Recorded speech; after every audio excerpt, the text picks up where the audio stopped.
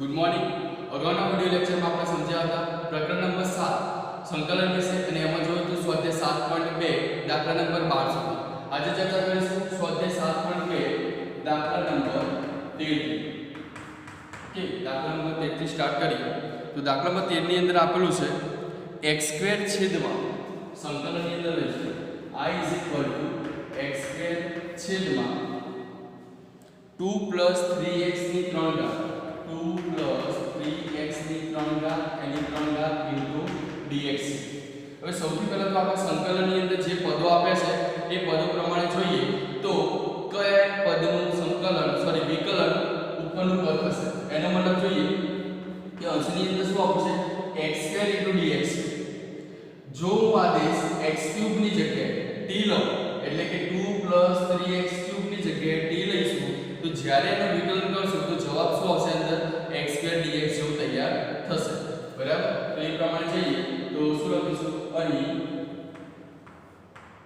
2 + 3x³ = t લેતા t આદેશ લેતા.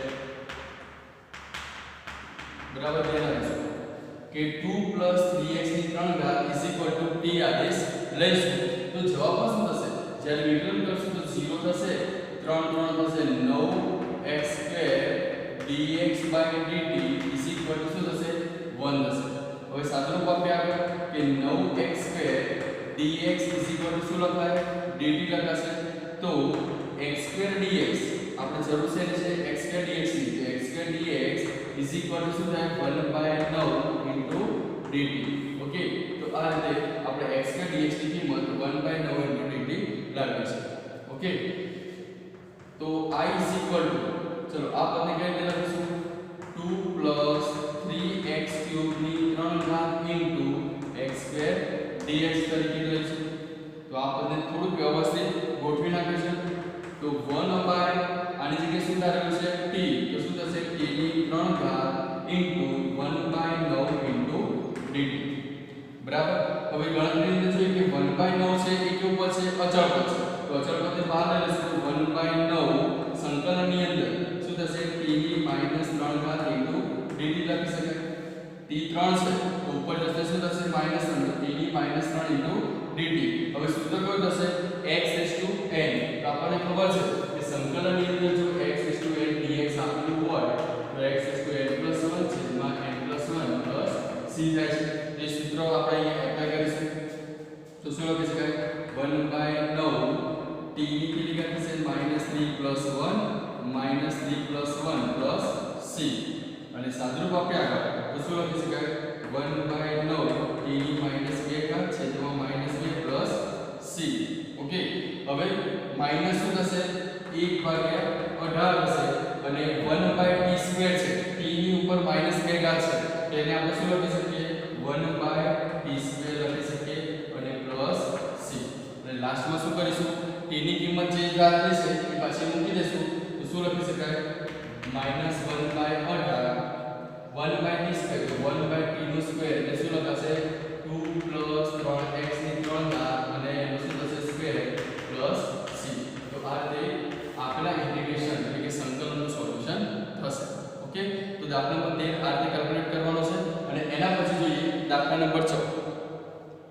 તો દાખલા નંબર 14 માં આપેલું છે એ ગણતરીમાં લખીશું. દાખલા નંબર 14 સંકલનની અંદર I 1/x log x ની કેટલી ઘાત છે m ઘાત આપેલી છે જ્યાં m ની કિંમત ઇઝ નોટ ઇક્વલ ટુ 0 આપેલી છે. કન્ડિશન છે m બરાબર 0 લખી શકો નહીં. ઓકે, તો સૌથી પહેલા તમે જોશો કે આખા ઇન્ટિગ્રેશન એટલે કે સંકલનની અંદર એવું કોઈ પદ છે કે જેનું વિકલન શું થશે એની અંદર જ આપેલું છે એટલે કે સંકલનની અંદર છે. તો એ જોશું કે log x તો log x નું વિકલન શું થાય 1/x થાય છે.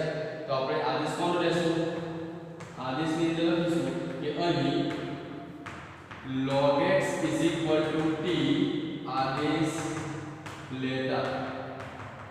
ઓકે, log x શું લેશું t આદેશ લેશું તો અહીંયા લખી શકાય સંકલનની અંદર I 1/log x raised to n into 1/x into dx લખાય. 1/x એટલે શું લખાશે dx. હવે તમને ખ્યાલ છે કે log x નું વિકલન કરશું તો શું થશે 1/x dt થઈ જશે તો 1/x dx ની જગ્યાએ શું લખાય dt લખી શકાય તો 1 log x ની જગ્યાએ શું લખાશે t તો t ની કિંમત થશે m dt લખાશે ક્લિયર હવે t ની કિંમત જે m છે એ m ને ઉપર લઈ જશે તો શું થશે t m થશે dt t m dt અને સાદુરૂપ આપે x ની m પ્રમાણે તો શું થશે t m +1 c ઓકે તો ચલો હવે t ની કિંમત મૂકી દઈએ તો t ની કઈ કિંમત છે આપણી પાસે તો t ની કિંમત છે log x અહીં લખીશું શું log x m +1 છેદમાં -m +1 c તો આ રીતે આપણે દાખલાનું સોલ્યુશન લાવીએ છીએ ઓકે તો આ દાખલા નંબર 13 અને દાખલા નંબર 14 હવે રાઈટ કરવાનું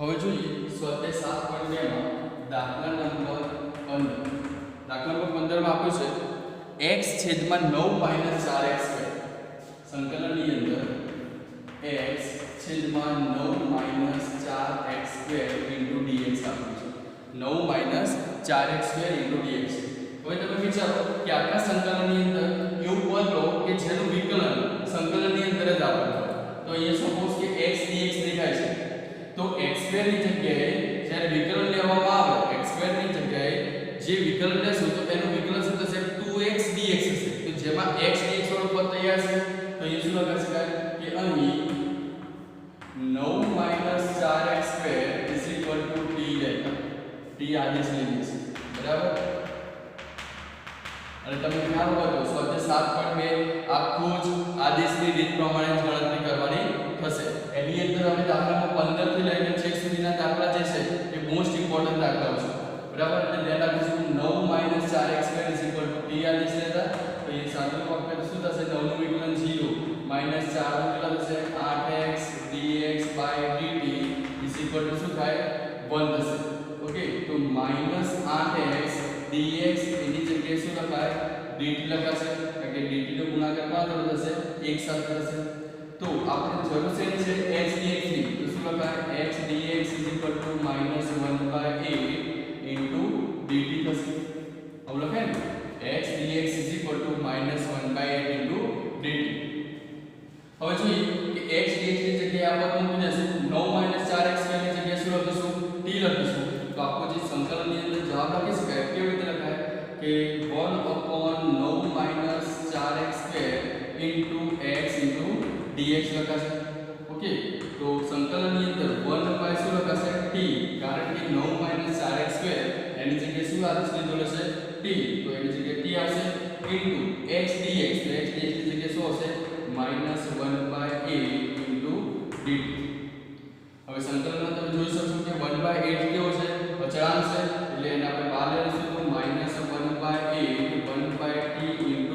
1/t તેનો જે જવાબ આવશે -1/8 આનું સંકલન શું થશે log mod of t plus c -1/8 log mod of t plus c તો -1/8 log t ની જગ્યાએ શું લખી શકાય તો t ની જગ્યાએ શું લખાય 9 - 4x² 9 - 4x² plus c okay તો આ રીતે આપણે દાખલાનું સોલ્યુશન લાવીએ છીએ તો જોઈએ ક્વેશ્ચન નંબર 15 અને એના પછી જોઈએ ક્વેશ્ચન નંબર દાખલા નંબર 16 ઓકે તો દાખલા નંબર 16 પણ એટલો જ ઇમ્પોર્ટન્ટ છે 16 માં આપણે છે e2x 3 છે સંકલનની અંદર લેશું I e2x 3 dx બરાબર હવે તમને ખ્યાલ હોવો જોઈએ કે e x નું વિકલન કરીએ તો e શું થાય x જ થશે ક્લિયર હવે જો હું 2x 3 ની જગ્યાએ 2x 3 ની જગ્યાએ t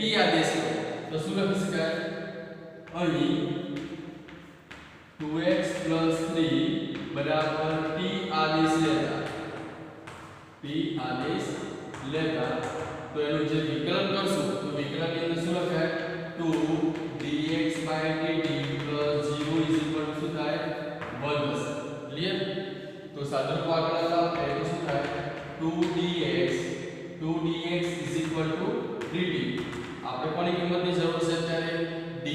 જરૂર છે તો dx બરાબર શું લખાય dx બરાબર 1/2 dt થશે ઓકે આ તો તમે જોઈ શકશો કે dx બરાબર 1/2 dt તૈયાર થઈ ગયું છે તો I સંકલન શું લખાશે e raised to 2x + 3 એટલે શું લખાય e raised to t into 1/2 into dt dx ની જગ્યાએ મેં શું લખી નાખ્યું 1/2 into dt ક્લિયર ચલો 1/2 અચળ છે તો શું લઈ જશું બહાર આવી જશે તો e raised to t into dt હવે તમને ખ્યાલ છે કે e raised to t નું સંકલન શું થાય તો e raised to t થાય તો e raised to લખીશું t plus c તો 1/2 e raised to ચલો t બરાબર શું લખાય 2x plus 3 જે આપણે t ધારેલું છે 2x plus 3 plus c તો આપણો જે જવાબ થશે એ સોલ્યુશન કેવું થશે 1/2 e raised to 2x plus 3 plus c A solution કોણ થશે સંકલનની અંદર e raised to 2x plus 3 into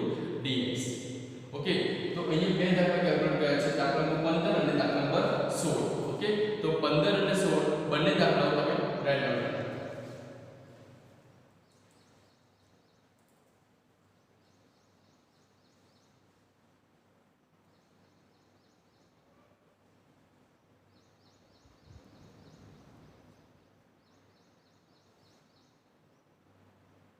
હવે જોઈએ સ્વાધ્યાય 7.2 ની અંદર દાખલા નંબર 17 અને દાખલા નંબર 18 બંને દાખલા લખીશું દાખલા નંબર 17 જોઈએ I x છેદમાં I સંકલનની અંદર x છેદમાં e raised to x² into dx આપ્યું છે તો સૌથી પહેલા તો વિચારીએ કે x dx ની જરૂર છે તો x² નું બરાબર આપણે જો t આદેશ લેશું તો એની અંદર જે વિકલન લેવામાં આવે તો એ વિકલન શું થશે x dx સ્વરૂપે આપણને મળશે તો શું થશે x² બરાબર t આદેશ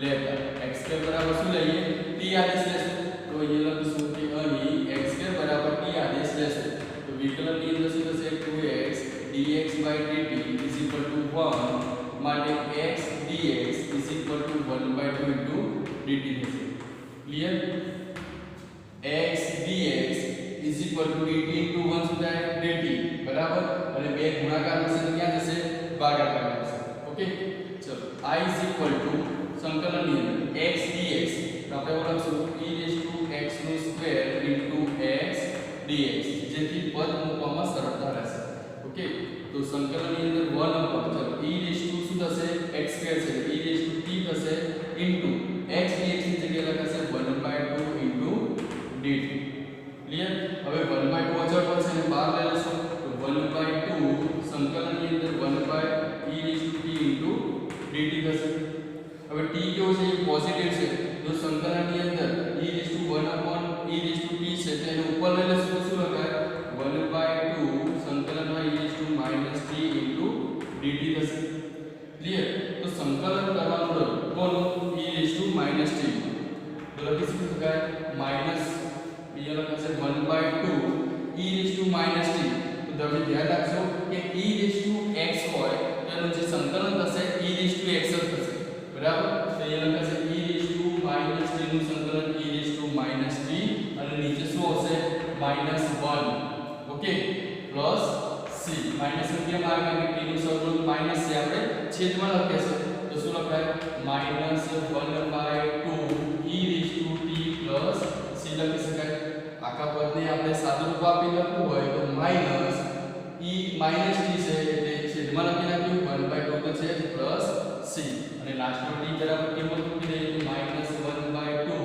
e raised to કેટલા છે x² છે પ્લસ c ઓકે તો આ રીતે આપણને ફાઇનલ જવાબ મળી જશે તો દાખલા નંબર 17 એ કેલ્ક્યુલેટ થઈ ગયું છે એના પછી જોઈએ દાખલા નંબર 18 દાખલા નંબર 18 માં આપ્યું છે e raised to tan inverse x I e raised to tan inverse x છેદમાં 1 x² dx તો આપેલ સંકલનને તમે ધ્યાનથી જોશો તો tan inverse x નું વિકલન તમને ખ્યાલ છે 1/1 x² તો અહીંયા tan inverse x ની જગ્યાએ જો t આદેશ લઈ લઈશું તો 1/1 x² dx બરાબર શું થઈ જશે dt થઈ જશે ક્લિયર તો એ લખીશું કે અહીં tan inverse x બરાબર t આદેશ લેતા બરાબર.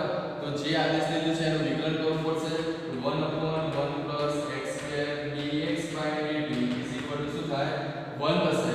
તો શું લખી શકાય 1/1 x² dx dt લખી શકાય છે. ક્લિયર. તો આખા પદની અંદર જો કેવી રીતે લખાશે I સંકલનની અંદર e tan inverse x 1/1 x² dx. તો આ પદને આ રીતે પણ લખી શકાય, જેના કારણે આપણને સરળતા રહે કે પદ મૂકવામાં. ચાલો tan inverse x, તો tan inverse x ની જગ્યાએ શું લેવાનું છે t લેવાનું છે.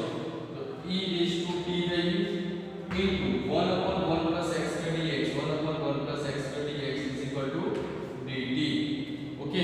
તો e x નું વિકલન શું થાય તો e x થશે.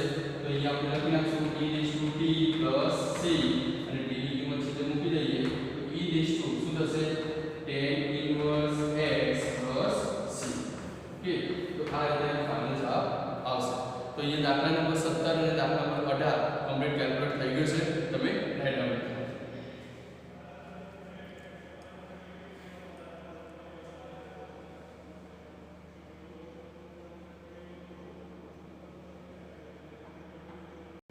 હવે આગળ ચર્ચા કરીએ દાખલા નંબર 19 અને દાખલા નંબર 20 બંને કેલ્ક્યુલેટ કરી નાખીએ. બરાબર. તો ચલો દાખલા નંબર 19 છે. દાખલા નંબર 19 માં આપે છે સંકલનની અંદર I સંકલન લેશું e2x 1 e2x + 1 dx. તો આખું પદ બરાબર સમજશો તો e2x એનો મતલબ શું થાય તો e2x e2x એટલે શું થાય e2x. અને 1 કરવા માટે મારે શું લખવું પડે e x લખવું પડે. તો આનો જવાબ શું થાય તો આનો જવાબ 1 હશે, આનો જવાબ 2x હશે. બરાબર. તો આને આપણે આ રીતે લખી શકીએ કે e x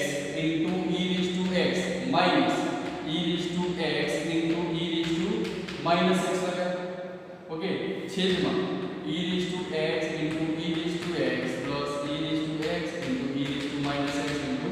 dx. એટલા માટે કે આપણું જે પદ તૈયાર થશે એ પદની અંદર છેદનું વિકલન શું થશે અંશ તૈયાર થશે. જોઈએ કેવી રીતે તો બંનેની અંદર કોમન શું કરશે e x તો અંદર શું વધશે e x minus x છેદમાં e x dx. ઓકે. તેથી e x શું થઈ જશે કટ થઈ જશે.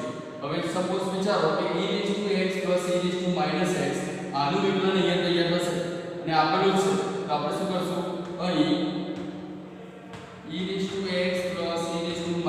x બરાબર t આદેશ લેતા.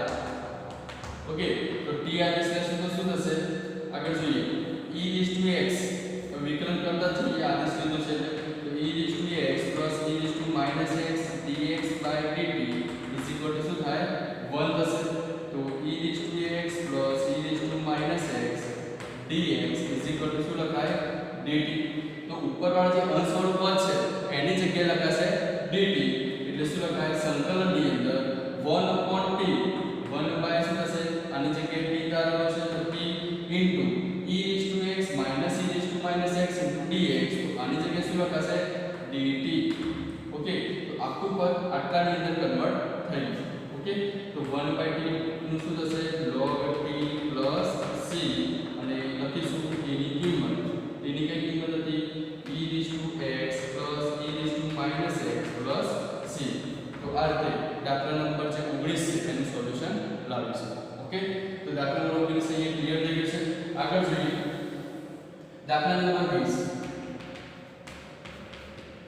તો દાખલા નંબર 20 માં આપેલું છે e 2x આના જેવો છે 19 ના જેવો દાખલો છે e 2x minus e 2x divided by e 2x plus e 2x minus 2x into dx. ખાલી નિશાની ચેન્જ છે અને e 2x આપેલું છે. તો આપણે વિચારીએ કે છેદનું વિકલન જો અંશ બનતું હોય તો છેદ જે આપેલો છે એની જગ્યાએ શું આદેશ લેશું t આદેશ લેશું. તો એ લખી શકાય કે અહીં e 2x plus e 2x બરાબર t આદેશ લેતા. ઓકે. e 2x બરાબર જો t આદેશ લેશું તો આનું વિકલન શું થશે e2x 2 plus e2x 2 dx dt is equal to 1 થશે ક્લિયર તો બંનેની અંદરથી બે કોમન લઈએ તો બે common e2x plus minus minus e2x dx છેદમાં dt is equal to શું થશે 1 હવે આપણે જરૂર છે એની સંકલનની અંદર માઈનસ ની જરૂર છે તો આપણે માઈનસ dx વાળું પદ છે એમ લખીશું e2x 2x dx is equal to 1/2 into dt અહીં જો કે બે ગુણાકારમાં છે તો ક્યાં જશે ભાગાકાર બરાબર તો આપણે સંકલન લખીશું I is equal to 1/e2x plus e2x into e2x minus e2x into dx તો પદને થોડું વ્યવસ્થિત ગોઠવ્યું છે હવે આગળ જોઈએ આની જગ્યાએ શું ધારેલું છે t અહીંયા તો t ધારેલું છે તો શું લખાય 1/t into 1/2 into dt લખાય 1/2 into dt થઈ ગયું આખા પદની જગ્યાએ 1/2 dt આપણે લાવેલા છે તો શું લખાય 1/2 into dt ઓકે તો ચલો 1/t નું સંકલન શું થાય 1/2 log t plus c થશે તો log t ની અંદર t ની આપણે વેલ્યુ લખીએ તો શું થશે e2x plus e2x તો 1/2 log e2x plus e2x plus c okay તો આ રીતે આપણે દાખલાનું સોલ્યુશન લાવીએ છીએ તો દાખલા નંબર 20 સુધી આપણે આટલી ગણતરી રાખીએ છીએ અને નેક્સ્ટ વિડિયોમાં ચર્ચા કરીશું દાખલા વિશે અને એના અનુસંધાનમાં સ્વાધ્યાયની ચર્ચા કરીશું ઓકે રાઈટ